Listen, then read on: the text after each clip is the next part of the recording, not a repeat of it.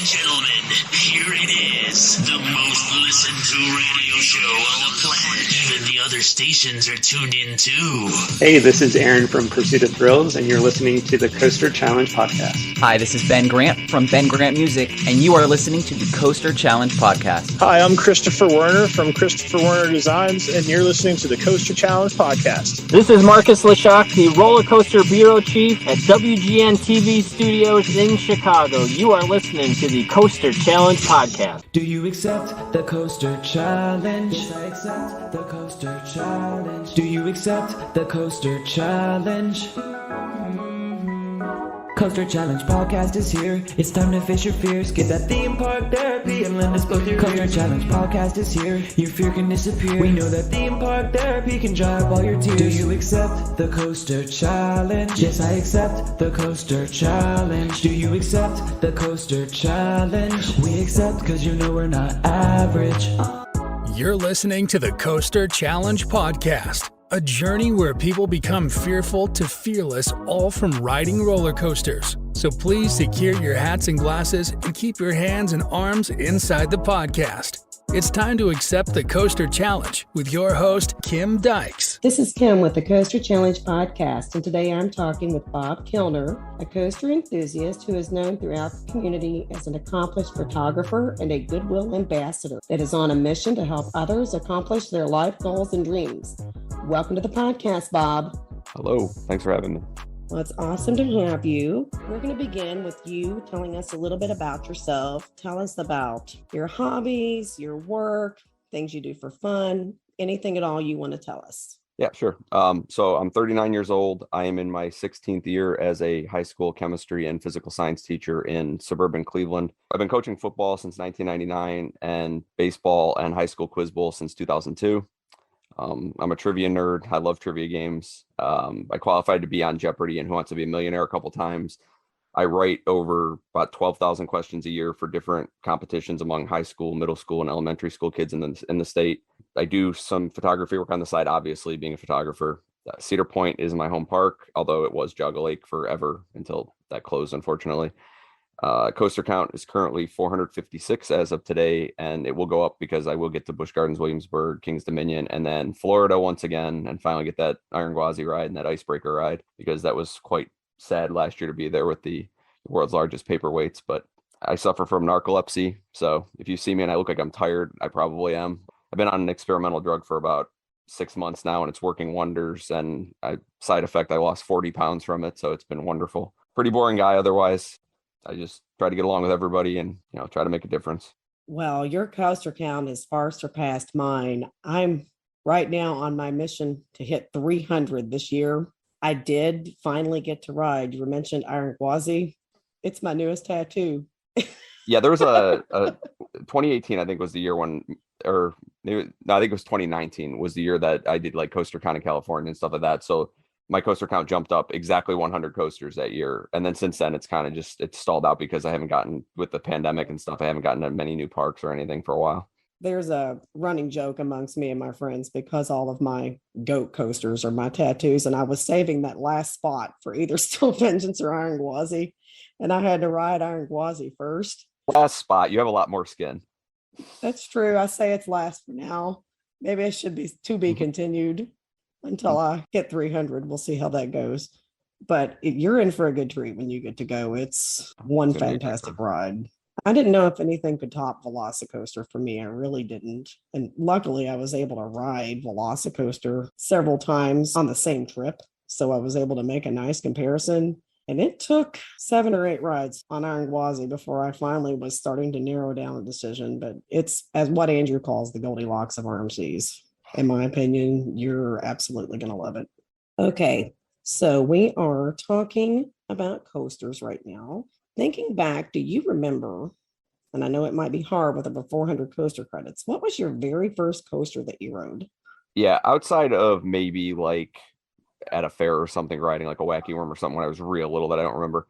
My dad took me on Big Dipper at Jogga Lake when I was probably about 4 years old, maybe 5. I was about 4, I think. And I'm pretty sure I was probably too short to ride it, but Jogga Lake's rules back then were not exactly even lax. They were pretty much non-existent. So he probably just said, I'll let him ride. And then they let me ride. Yeah, I mean, ever since then I've been hooked and haven't looked back. It's incredible. Awesome.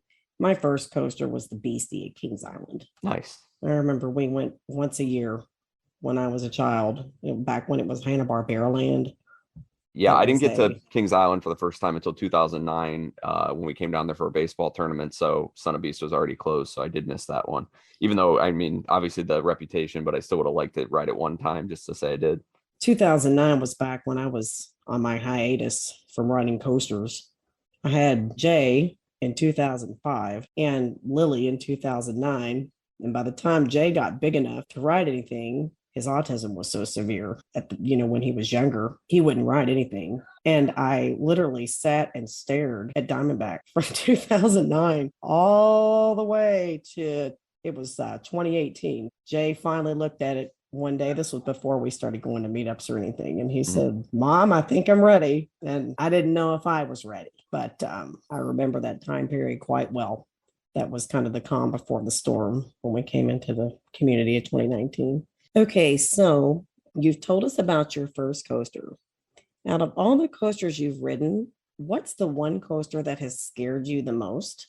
I'm going to give you two. I don't get intimidated too much by coasters, but the two I was slightly nervous about before my first ride was I-305 because I was worried about graying out or blacking out, which, it's obviously a common thing. And X2 just because it was one of those things where I knew it was a controlled spin, but in my head I was thinking, oh my gosh, this is going to be like a free spin and I'm going to lose my lunch kind of thing.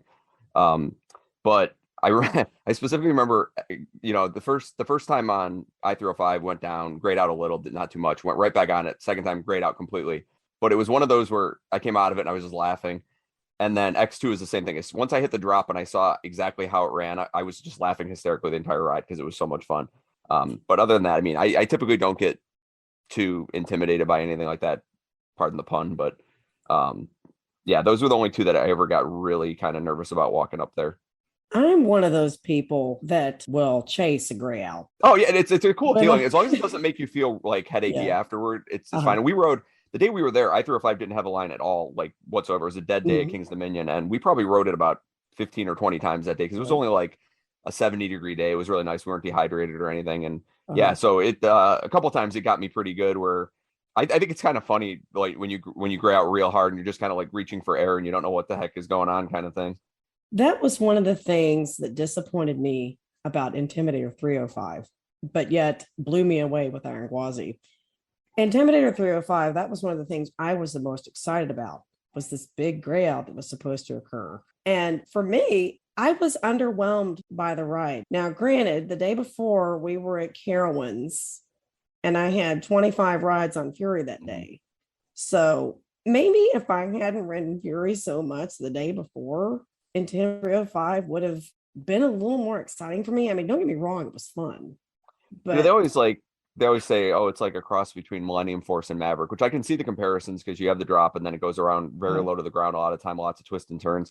I think the more I rode it, the more I kind of was like, all right, it's fun, but it's not, after the drop, it's not nearly everything everybody says it is kind of thing. It's still a great ride, don't get me wrong, but like, it's definitely, I mean, if I go there and it's broken down, which is exactly what happened to me the first time I went there, it's whatever at this point. It's an Intamin that happens. Oh, right. Yeah, but after a few rides on it, I tried everything. I rode in every row. I was here, there, and everywhere. I finally decided to go do something else. But the one thing I still don't have here 305, and we're going to go back this year and hopefully get one as a night ride because I've heard night rides are really good on it. But that was the thing on Iron Gwazi that really got my attention throughout the entire back half of the train. It's consistent. And Jay said the same thing. Lily said the same thing. When you hit the bottom of the drop, all the way through the Outer Bank turn, there's a very hard gray out. And I mean, it's just relentless. And it doesn't matter what seat you sit in the back half of the train, but the further back you go, the stronger it gets. Mm-hmm. And you do not come out of it until you are completely through. I mean, I'm looking forward to that. So yeah, that's one of the things that blew me away. That occurred that consistently every single time we were in the back half of the train. I loved it. Okay, so as you approach the station, how were you feeling? No, it's that mix of anxiety and excitement at the same time kind of thing. I think, like I said, once I got through the drop on both of them, I was like, okay, this is awesome. And then after that first one, I didn't care anymore. But I was a little bit nervous, but not like where it was gonna ever convince me to not ride it in that case. It was weird for me. My scariest coaster was Top Thrill Dragster. And I was as calm as a cucumber, and I couldn't understand why. Going all the way through the station, all the way through the line, I was fine until I sat down in the seat. Once I sat down in the seat, I started contemplating my life choices. Wasn't sure if it was a wise decision. Yeah, I could see that. I mean, that's one of those ones I still sit down on, and I'm that in King Dakar, and I'm sitting there like, okay, we're gonna launch soon, okay, kind of thing. I mean, no matter how many times you've been on it, you're never ready for it. I'm going to ride King Dakar this summer. We're finally going to make it to Ride it near the front, not the Adventure. back. That's Don't what go in I've the been back. told because it's rough. Yeah. But it It's was, okay. yeah. And I remember my hands just shaking unbearably when we were sitting there for the first time. Then it became a challenge for me. I saw the kids, they kept putting their hands up on the launch. So I'm like, daggone it, I'm going to ride this thing until I put up on the launch. I don't care how many times it takes. I'm not stopping until I do it. I think my favorite moment is when you ride something for the first time and you get off and you have that, what on earth was that moment? Like in the good way, not in the bad way, because there's plenty of times in the bad way too. But it only happens very rarely. I had it with Steel Vengeance. I had it with Fury, Lightning Rod. I had it with Time Traveler, like crazy, because I was like, that was the most absurd thing I've ever been on. It was crazy good. Yeah. And Velocicoaster I got off, and I think I'm on Colin's vlog, and I'm just like stunned because I was like, holy cow, what did they do? Like, that was just amazing.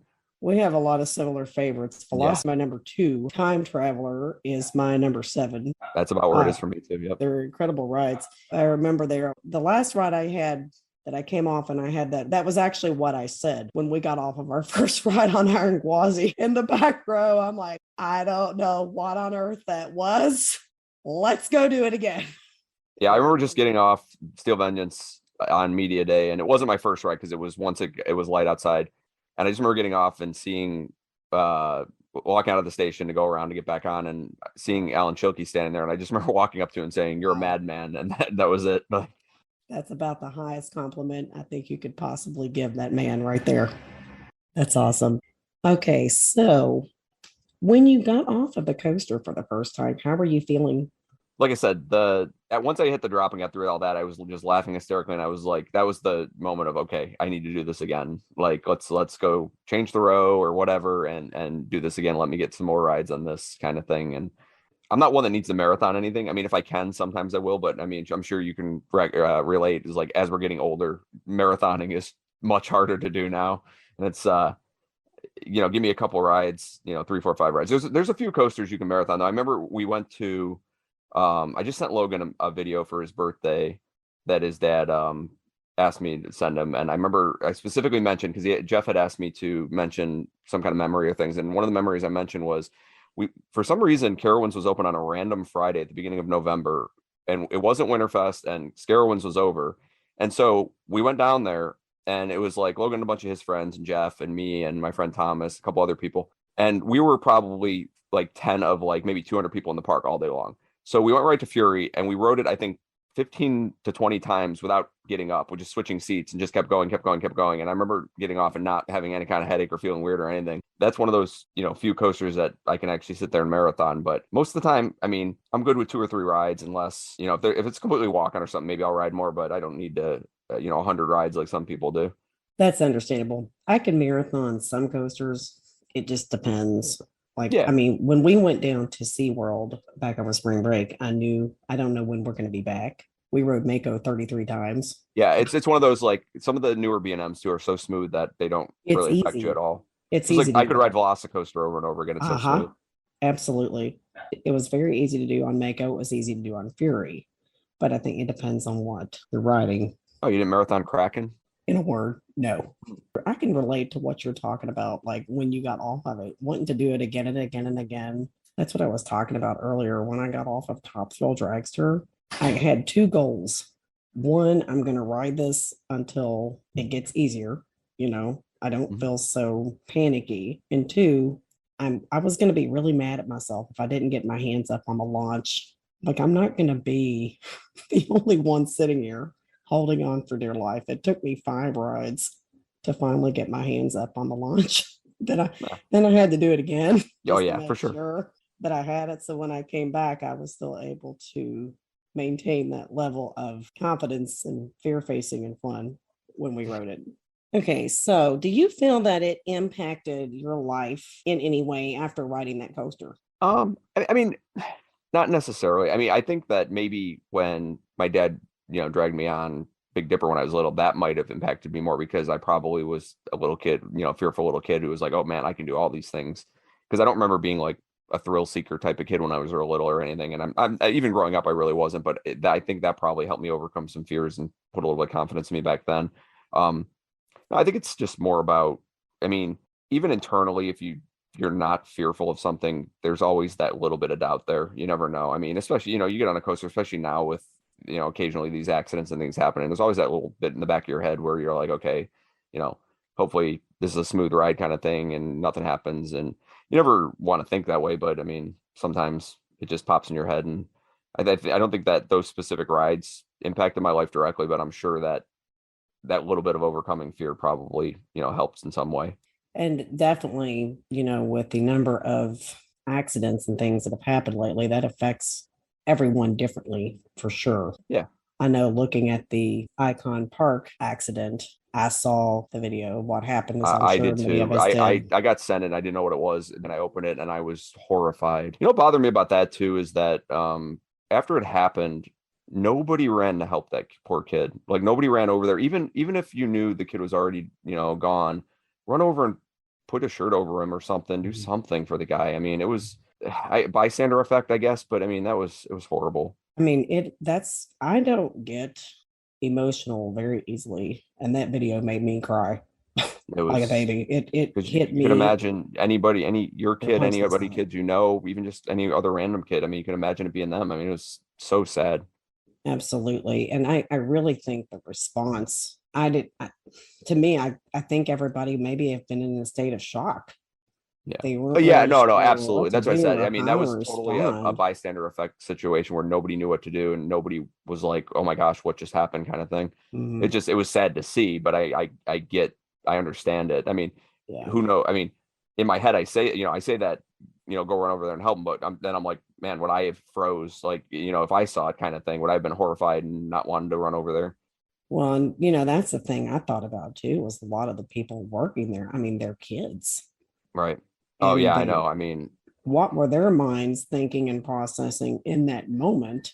Because I thought the same thing when I watched it. Why there didn't seem to be a sense of urgency to respond. It was like no one really knew what to do. But one of the things I've reminded myself of when I ride is, statistically, you are far safer on this ride than you are on the car trip to get to the amusement park to ride this ride. And when you look at the number of successful rides given versus the number of accidents that have happened, there's been a far higher rate of success than failures. So that's one of those things that I kind of replay in my mind too. And I've got enough experience. I know, check my own restraint and that sort of thing too. But definitely I'm more mindful than ever of safety now. yeah, After oh, seeing definitely. that For sure. than I was in the past. Okay, so out of the 400 and how many coasters was it you've ridden? 456. Out of the 456 coasters you've ridden, what's your craziest moment or moments been on a coaster? There's also 2 of these. So the first one, and the first one's gross, but one of the very first times I rode Beast back in 2009, me and one of the guys I coached with were sitting there riding, and we got back to the station, and I'm like, what is all? I looked at my arms, like, what is all over my arms? And then I was like, and why do I taste mint in my mouth? I was like, what is going on? And he said the same thing, and then we got off and we looked at it and we were like, dude, somebody spit their chewing tobacco out and it went all over us and in our mouths and everything else. It was absolutely just disgusting. And I'm like, you got to be kidding me. And that was absolutely just awful and disgusting. Oh. And then the other one was at Coaster Mania in, I think it was 2019.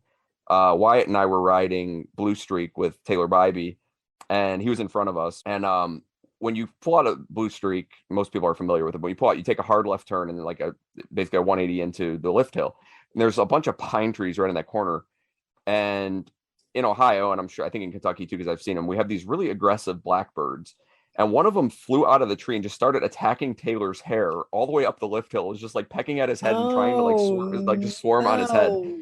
And a good friend probably would have like tried to swat it away, but I was laughing too hard and like tears were rolling down my face just watching him just try to not get attacked by this bird. And sorry, Taylor, I had to tell that story, but it's hilarious. That's fun. Yeah, it was that. Those things are so mean. And that one was, I don't know, they must have had a nest in the tree or something because it was not happy with us. If only the on-ride camera could have caught that moment in time. Oh, I wish. That'd have been awesome. A friend of ours got hit in the face with a hat on Orion, and it hit her right between the eyes on the bridge of her nose and busted her open. And her like on-ride picture just has like blood all over her face. Ouch. A couple of my crazy stories. I have two. One's the most recent, and it actually didn't even happen on the ride. It happened in the line queue when we went down to Islands of Adventure over spring break. We are now talking about what the shittiest ride ever was on Hagrid's. I loved it. So, I mean, it wasn't the ride. That's the funny part. It wasn't the ride. I don't know if you know Andrew Locke, our other executive producer. He was with us at Islands of Adventure that day, and we were going through the line queue for our night ride on Hagrid's. And I love Hagrid's, by the way. It's absolutely phenomenal. Oh, it's amazing. Best family coaster I've ever been on. It's way like too good to be a family coaster. It's so fun.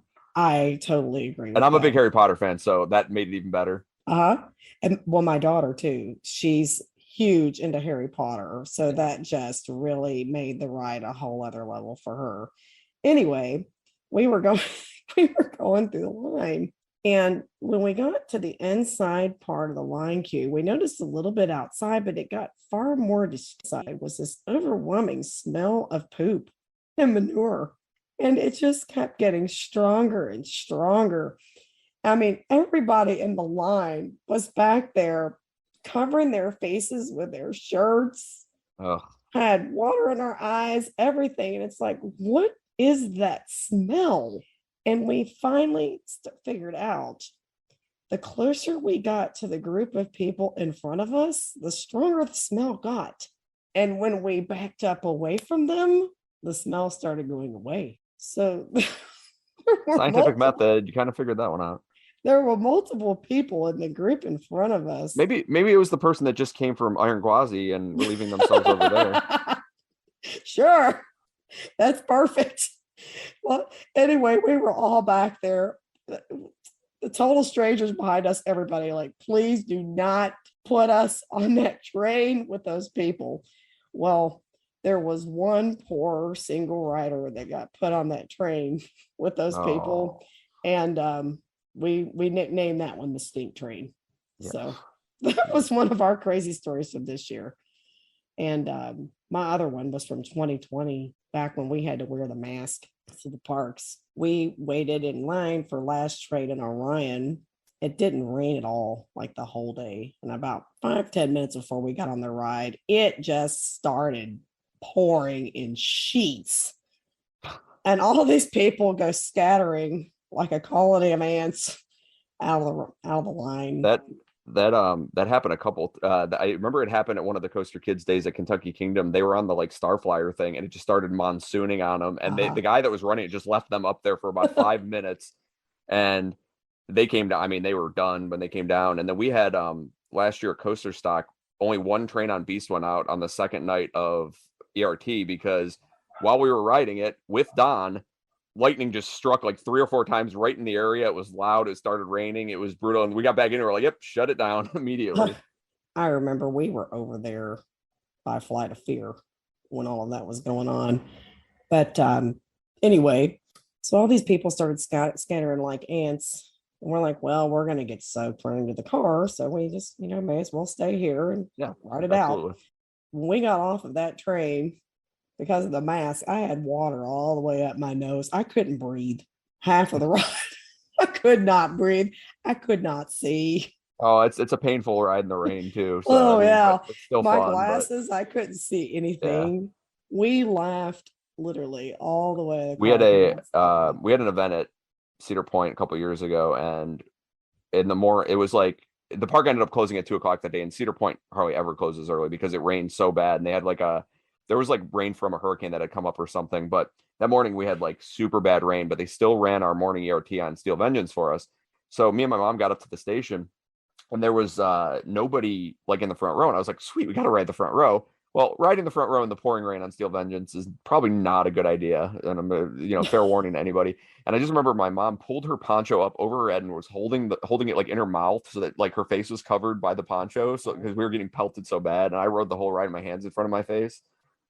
It reminds me of that old 80s song, Hurt So Good. Yeah, pretty much. Laugh or cry. The funnier part of that whole Orion thing was when we went to Speedway afterwards. We got some really interesting looks.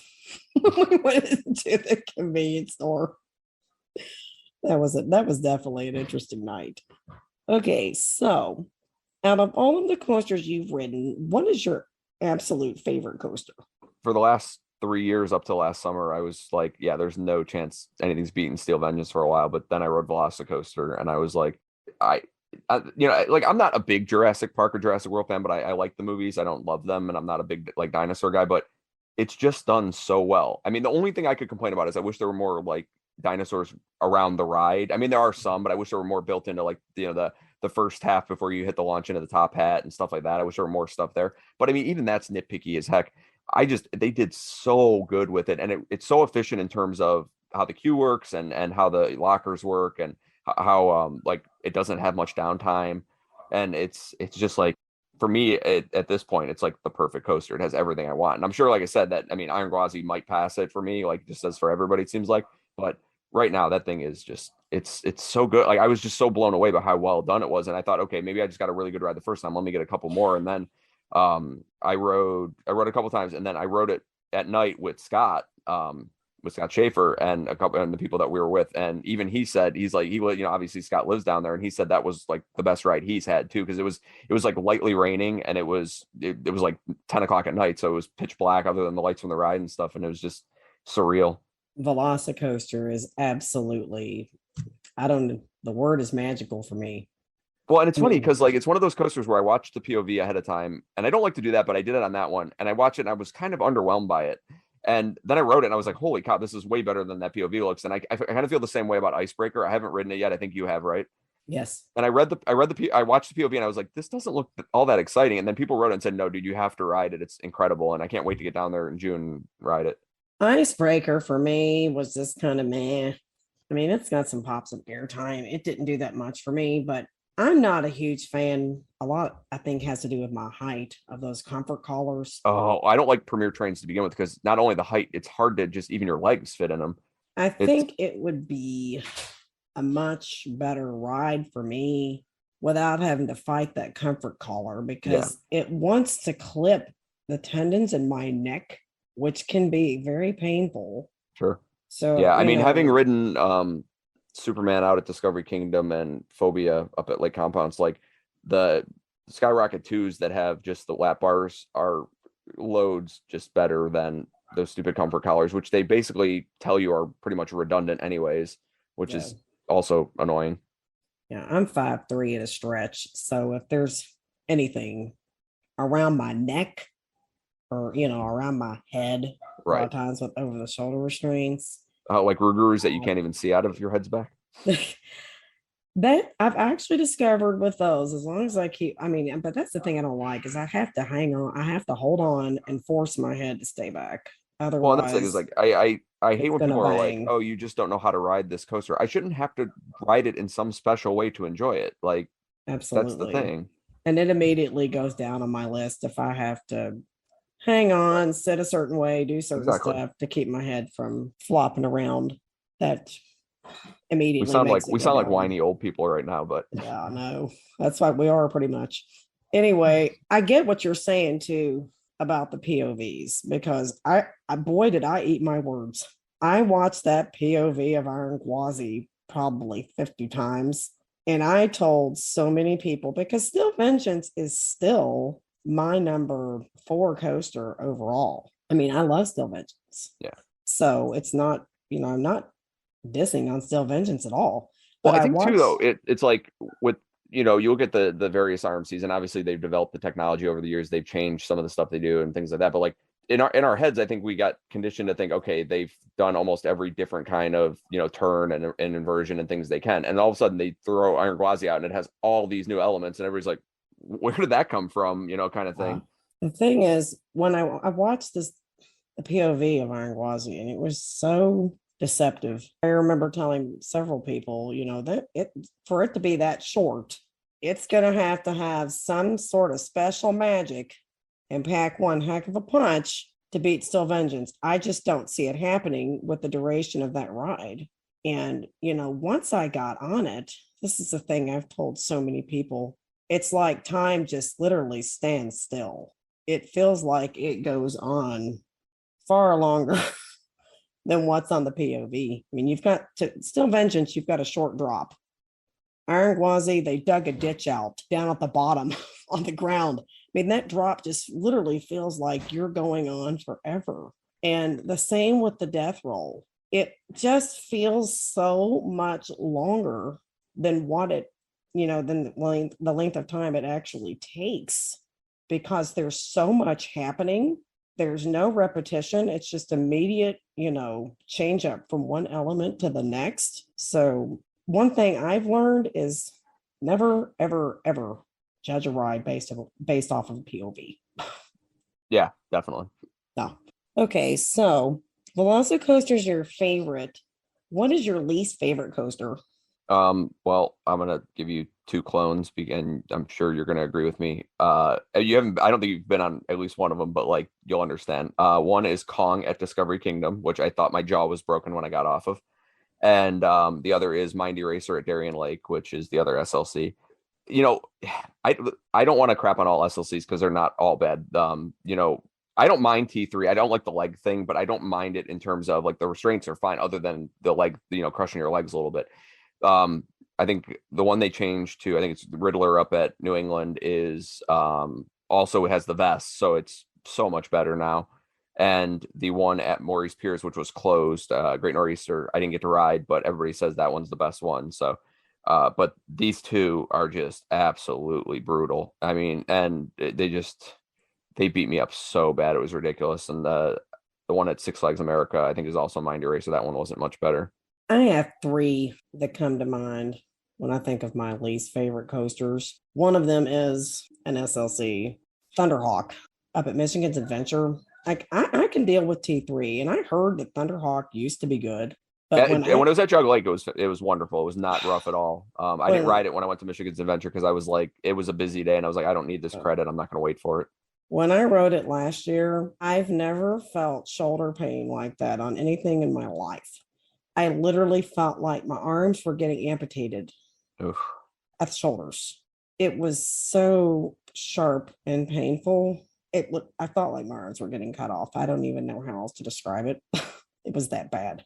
I can take the thigh numbing of T3 over that level of pain in my arms. My other least favorite is Vortex at Carowinds. I don't like stand-ups, but I mean that one, not only is it a stand-up, it just doesn't do anything. It's just so boring. I mean, it's headbangy, but it's just boring too. It made my legs feel like they were going to explode, and it beat my head to death. I absolutely hated it. I'm not a huge fan of stand-ups, but I rode a stand-up at Six Flags over Georgia that was better.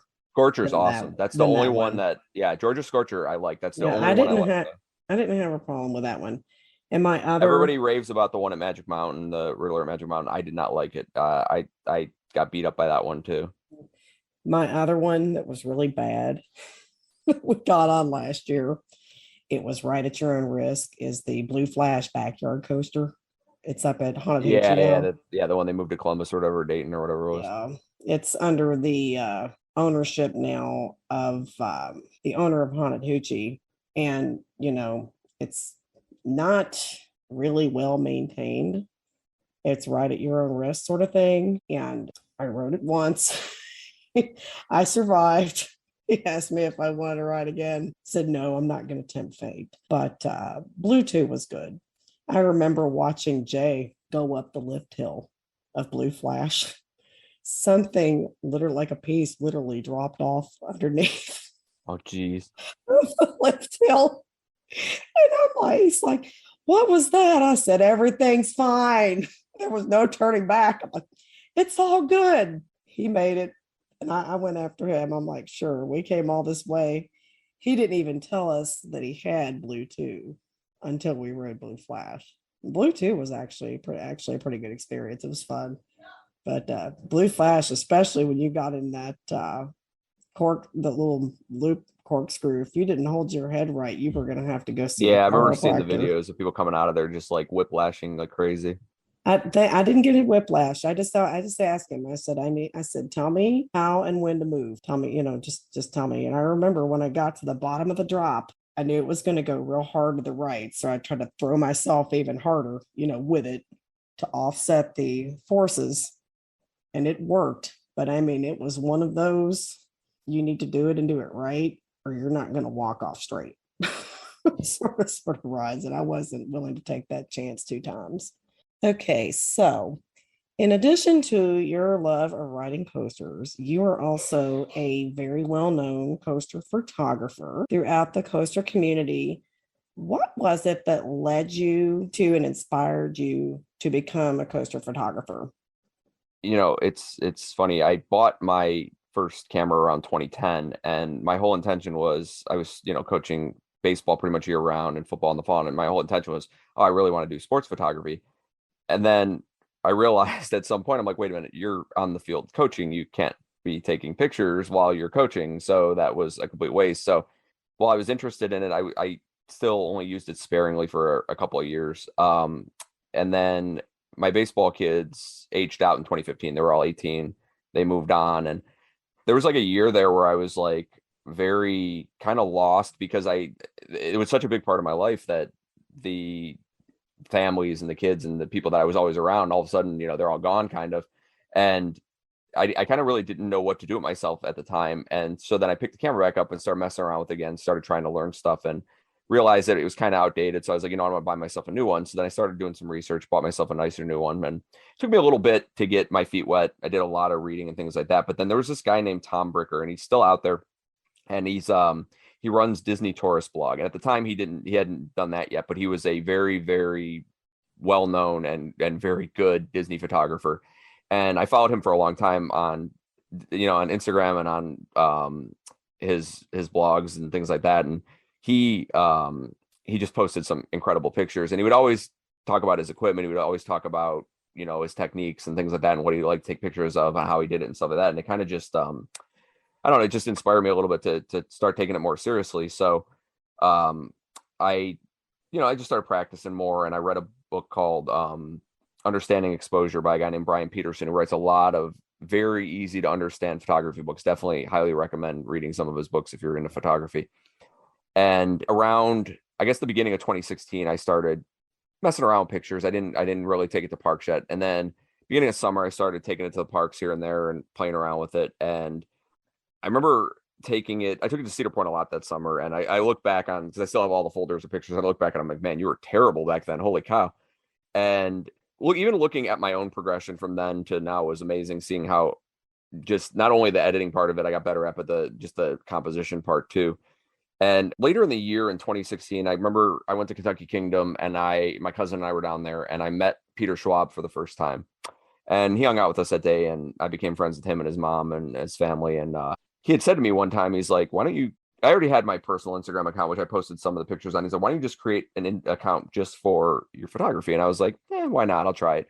So I tried it, and it took off a little bit at first. And then it just kind of was, whatever. People would join it. People would talk to me, stuff like that. And, then over the years, it went crazy, and it just blew up. And, eventually I hit 10,000 followers. I think I'm at like 10,500 or something now. And I used to care more about followers and likes and things like that. And it just got to the point where I just like posting this stuff because I like posting this stuff. And, if you like it, you like it. If you don't, you don't, whatever. And for me, it was like a blessing in disguise, though, because I'm a fairly quiet guy. And I don't think people know that know me, because I talk a lot if you know me. But in general, like I keep to myself for the most part. And so, not only have I enjoyed the journey of learning photography, but like it's opened so many doors for me. And all of a sudden, I'm friends with all these people in the coaster community that I would have never met otherwise. And I have a whole new group of young people I can inspire and try to help. And, even, newer photographers of all ages that I can help out and things like that. So it's been really like just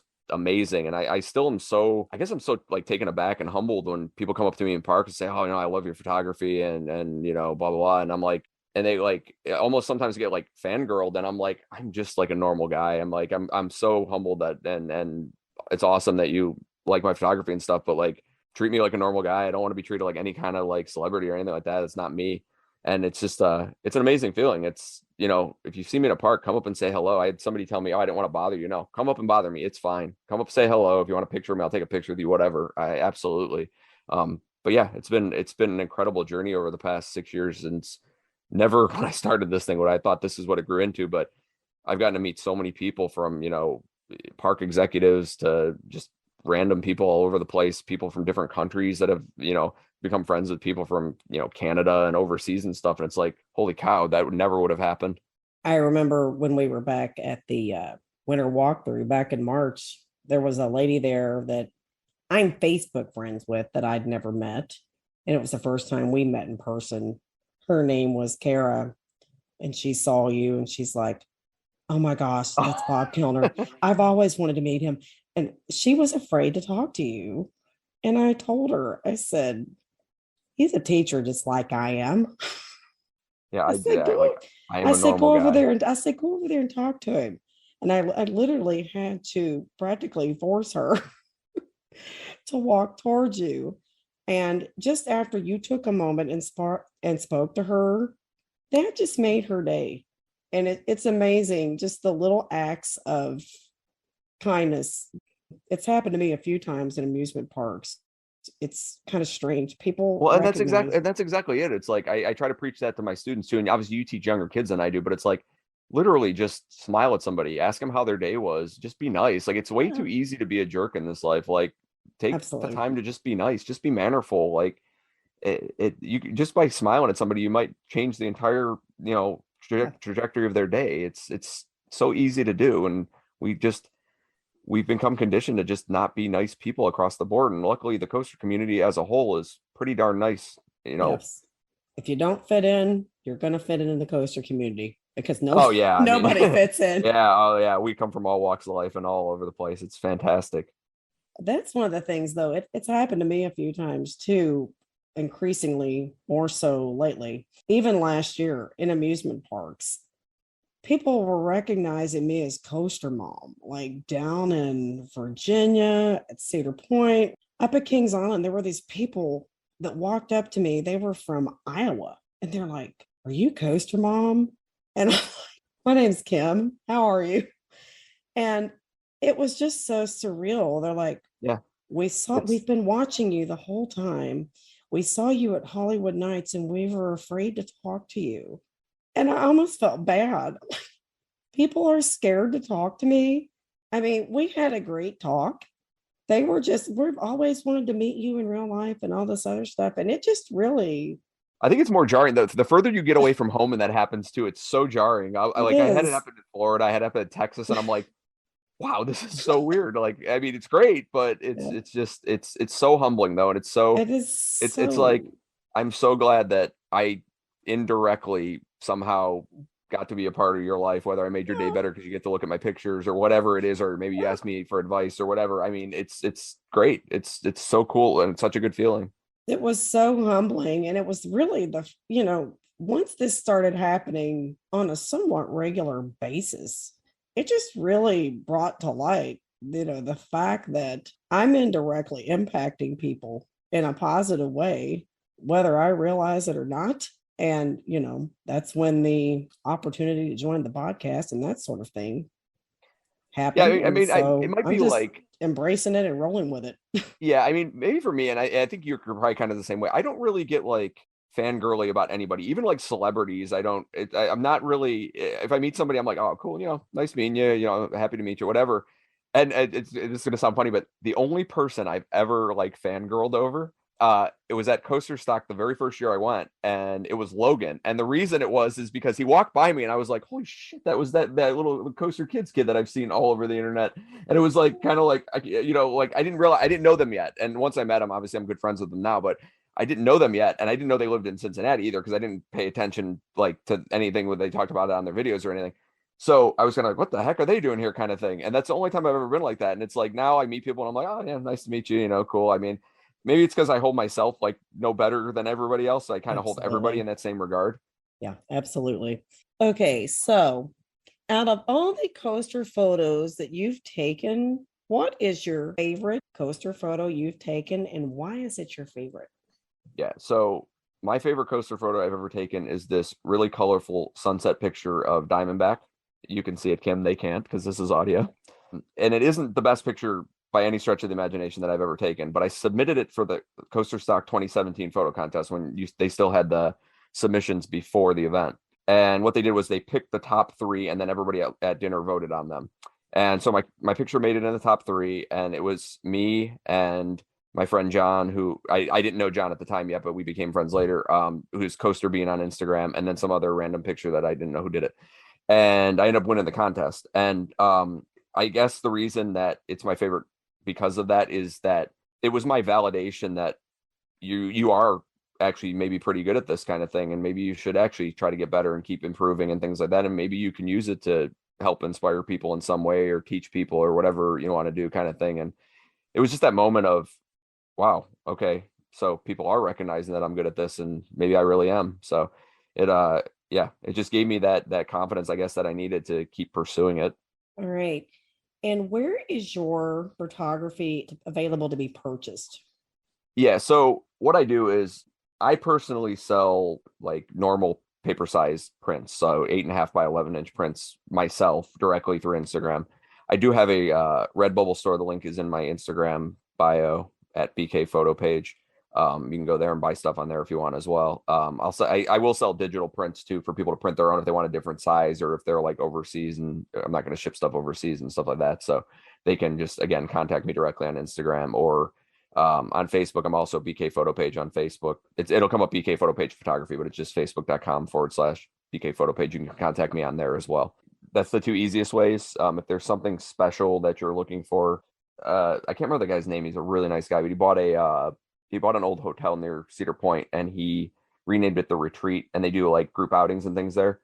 And he had actually contacted me and bought from me full size, like giant prints, like the one behind me that you can see, Kim, that for each hotel room there. So my pictures are in each hotel room at that place. I've never been there. I still haven't been there. He's invited me there a couple times, but the dates never worked out. I thought that was so cool that somebody reached out and wanted that for me, you know, just some random guy off the street that just started photography. It was really cool. I know one of the things we always look forward to each year is the release of your new calendar. Every year I keep one in my kitchen, and my kids each have one in their bedrooms.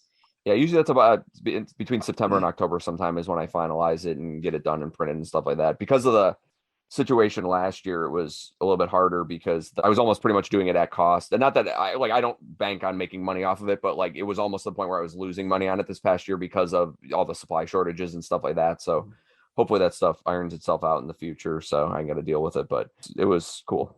It was another thing that I never expected to blow up like it did, and then it went crazy. Those are a gift that keep on giving in my house. So anyone that hasn't viewed Bob's work, just know that you're getting verification from me that his work is awesome.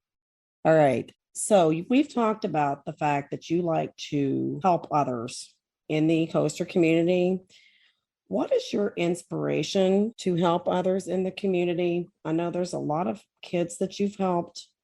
Yeah, so I started coaching football when I was 16, and I had hurt my knees, and I couldn't really. It was the point where I was like, I just cannot play anymore. I'm just too beat up, and so I started helping coach my little brother's team at the time, and he's about 7 years younger than me, so he's like 9 or 10.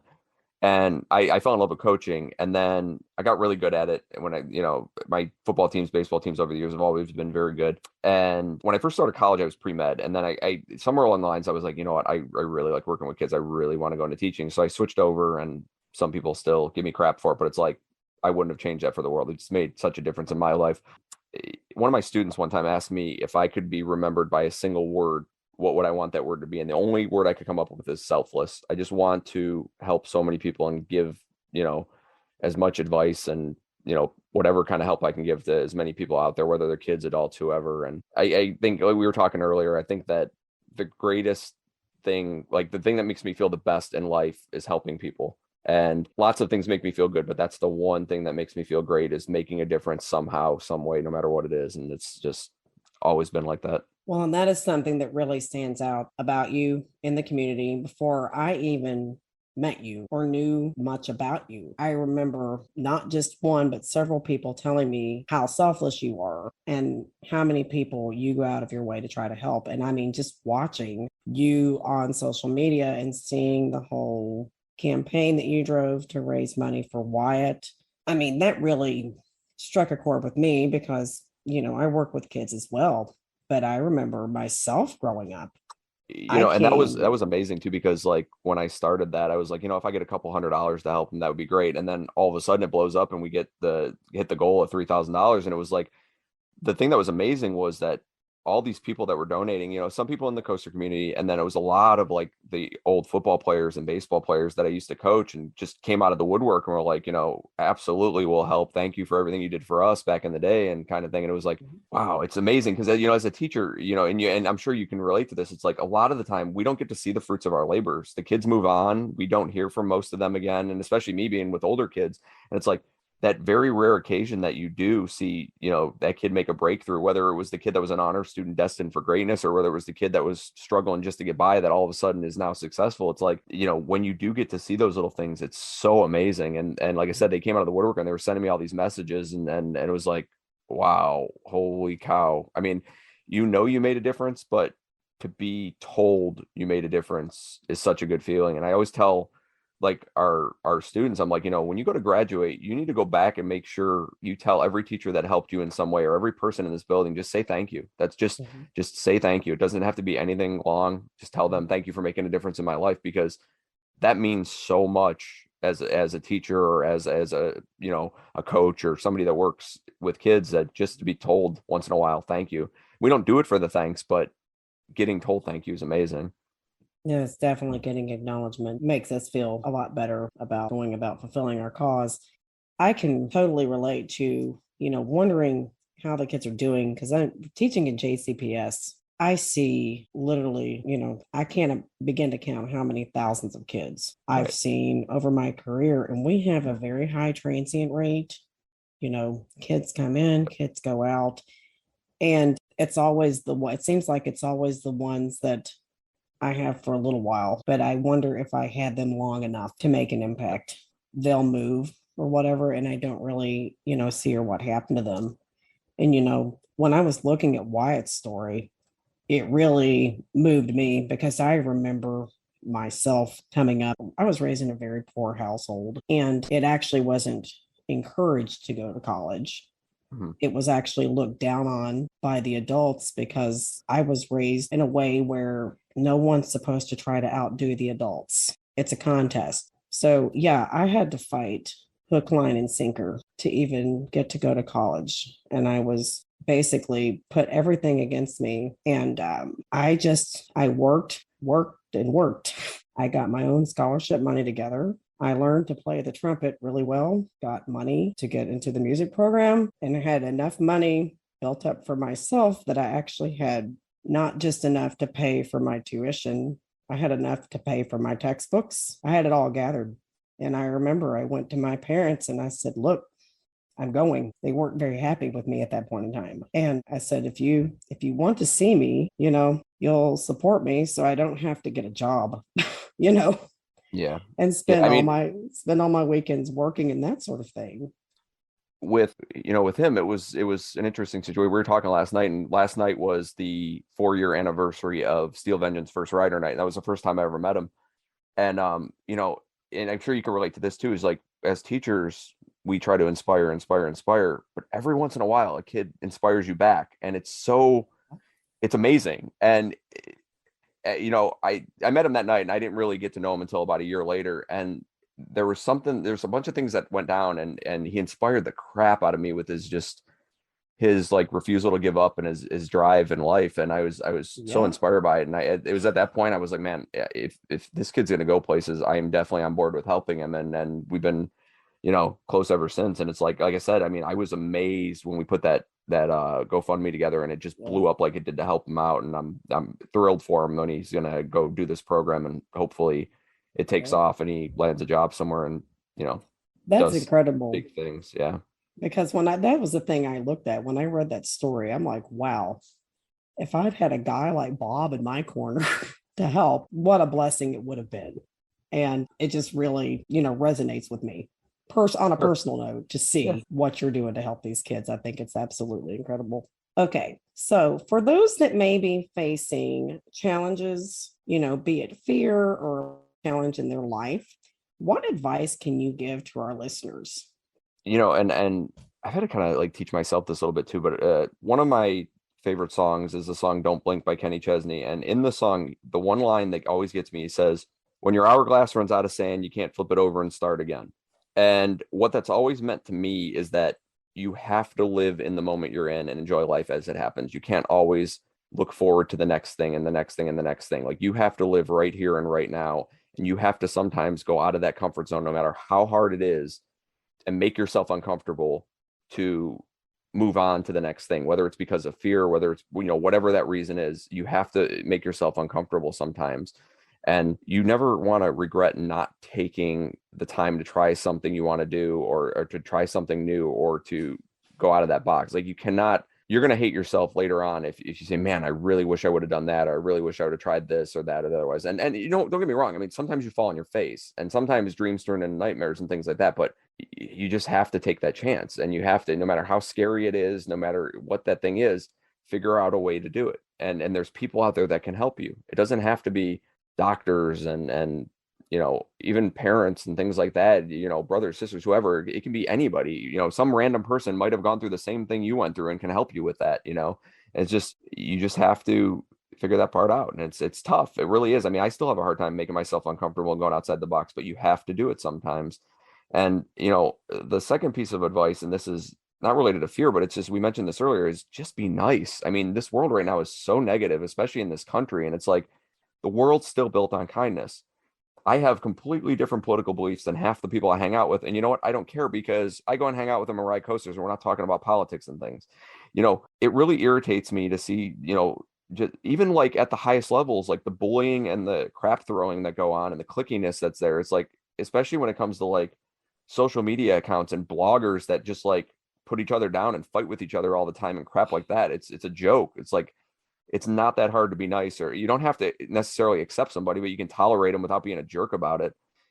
And then, for you photographers, if you're trying to learn, I mean, like I said, I enjoyed the whole process of learning. I really did. I mean, that was really fun to do, learn new things, learn new techniques, learn new editing skills, things like that. And how I did it, I read some books, I watched some videos, and I asked people. I mean, ask these other photographers that are out there. Ask me if you have a question. Ask some of the other, guys with these big photography accounts. Most of them will help you, will tell you advice, will talk to you. And if they don't, move on to the next one. Ask the question to somebody else, because somebody will answer your question and help you. One of my favorite things I was ever told was, practice doesn't make perfect. Perfect practice makes perfect. Be a perfectionist as you develop those skills. Work until you get it right. I mean, that's the key to it. I mean, be a perfectionist, be nice, go outside your comfort zone. I mean, that's the biggest pieces of advice I can give you. Absolutely. I agree with you on so many points that you made. One of the things I'm still learning in my own life is, if you don't take a risk, there's never a reward. Exactly. And the more I continue to push myself out of my comfort zone, the more I find that I'm capable of doing, and the more rewards I find. I think you'll agree with me. It's like, there's these things that we are so deathly worried about. Worry. And then it resolves itself, and we're like, why on earth was I so worried about that? After the fact. And it happens all the time. And it's just like, all right, I guess I've had to learn to, and it's just another good piece of advice. Do not get mad at something if it's out of your control. If you can't control it, you have to try not to let it bother you. Control what you can control, and everything else is not your issue, kind of thing. Absolutely. And there's negative and there's positive to be found anywhere. Most of life experiences are what you make of it. Absolutely. If you focus on the negative, you're going to find it.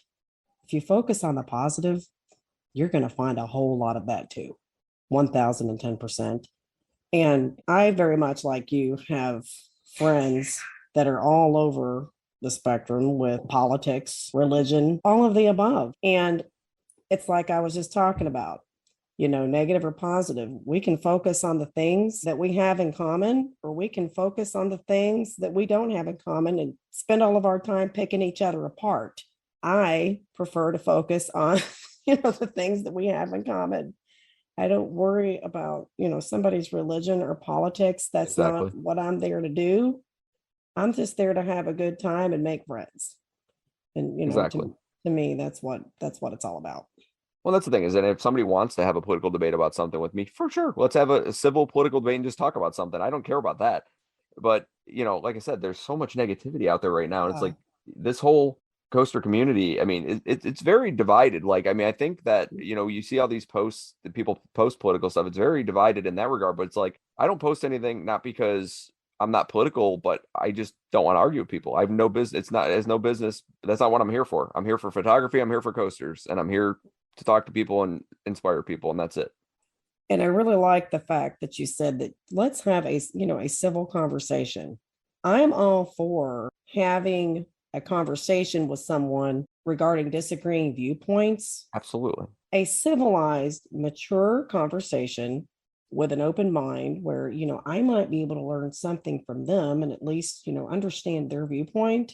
Exactly. And likewise, they have a mind that's open enough to potentially learn something from me, or at least have an understanding of where my viewpoint's coming from. And exactly what you're saying is the problem that this country is having right now is that nobody wants to listen to each other. Everybody on the left thinks the right's wrong. Everybody on the right thinks the left's wrong, and they refuse to even try to listen to each other and compromise with anything. And that's really sad. I'm very moderate. And the one thing that I am too. Absolutely. The one thing that will turn me off in a heartbeat is belittling people and name calling. Yep. As soon as that starts, I'm done. I will not even engage the conversation. We're finished. Yep. I agree 100%. All right. And my final question for you is, where can we find you on social media? Yeah. So Instagram and Twitter is at BK photo page, like my initials. Or facebook.com/BK photo page. And like I said, the link to my Redbubble store is in my Instagram bio. I think you can get my email if you ever need that off of Instagram as well. But I am very good, and you could attest to this, I'm very good about responding pretty quickly to messages. I don't usually let them sit there. The only one, if you've messaged me through Facebook, it's weird through, like, it's a Facebook page. It doesn't necessarily always go right to me right away. So that's the weird one. So if you're really trying to get a hold of me quick, Instagram's your best bet. Okay, well, that's all the questions I have for you today. Thank you so much for being on the podcast. I really enjoyed our conversation and I've learned a lot. Oh, thanks for having me. I've been honored. Thank you so much. If you enjoyed today's episode, be sure to like and subscribe wherever you get your podcasts. And if you want to see more of us, we upload every Friday. And check us out on Facebook, Instagram, Twitter, YouTube, all at Coaster Challenge. Links are in the description below. Thanks for joining us here today.